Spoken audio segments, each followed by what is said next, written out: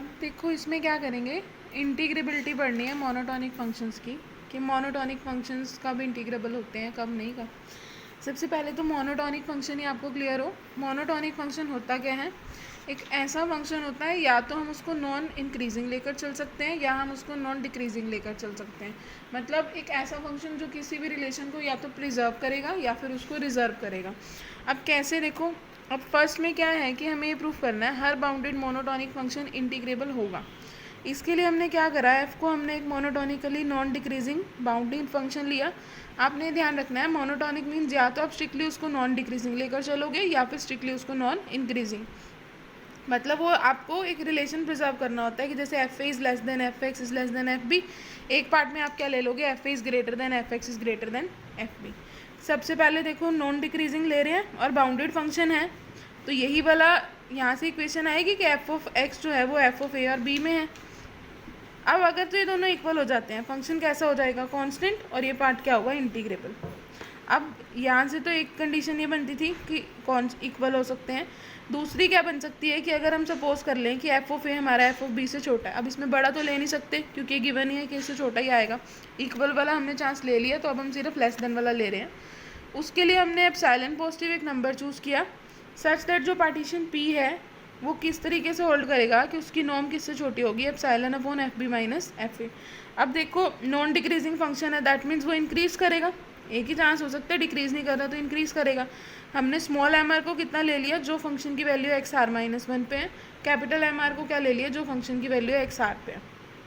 दोनों का डिफरेंस लिया, पढ़ रखा है आपने। U f P minus L f P कितना होता है, M r minus m r into delta r. Delta r मतलब कि जो लेंथ होगी इंटरवल की। अब लेंथ कितनी है हमारे पास, एक्स आर माइनस वन। यहाँ पे हमने वैल्यू पुट की जो हमने सपोज की थी, f x r minus one. पर देखो डेल्टा हमने किससे छोटी चूज़ की है, epsilon upon f b minus f a से, वो हमने यहाँ पुट कर दिया। अब ये वाला पार्ट कैसे होगा, देखो अगर आप आर को एक बार वन पुट कर दो, फिर टू कर दो, तो यहाँ से सारी टर्म्स आपकी कैंसिल हो जाएंगी। जो आपकी फर्स्ट और लास्ट टर्म है एक्स नॉट एक्स एन, वही वाली बचेगी, उसको हम क्या बोलते हैं, f b minus f a. ये पार्ट तो कैंसिल, तो ये टर्म किससे छोटी आ गई, एप्सिलॉन से।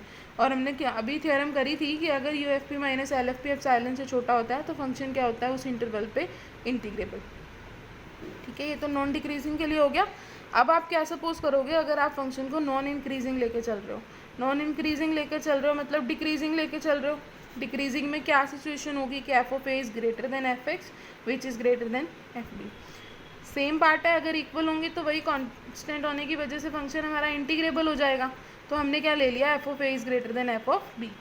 अगर एप्सिलॉन पॉजिटिव कोई नंबर है जिसके लिए हम पार्टीशन पी डिफाइन कर रहे हैं, तो नॉर्म ऑफ पी क्या होगी हमारी, less than epsilon upon f a minus f b. और लेंथ तो हम यही चूज़ कर रहे हैं, डेल्टा आर। तो फिर उसके बाद देखो क्या करा, अब मोनोटोनिकली डिक्रीजिंग फंक्शन है ना, तो एम आर क्या होगा जो फंक्शन की एक्स आर पे वैल्यू है, और कैपिटल एम आर क्या होगा जो एक्स आर माइनस वन पे। ये हम डिक्रीजिंग होने की वजह से ले रहे हैं। फिर से हमने u f P minus L f p consider करा, वैल्यूज पुट कर दी। ये अगेन आप जब करोगे f a minus f b आएगा, कैंसिल हो गया, तो ये टर्म किससे छोटी हो गई, एप्सिलॉन से। हेंस जो आपका फंक्शन है वो क्या हो गया, ए से लेके बी पे क्लोज इंटरवल पे कैसा आएगा वो फंक्शन, इंटीग्रेबल।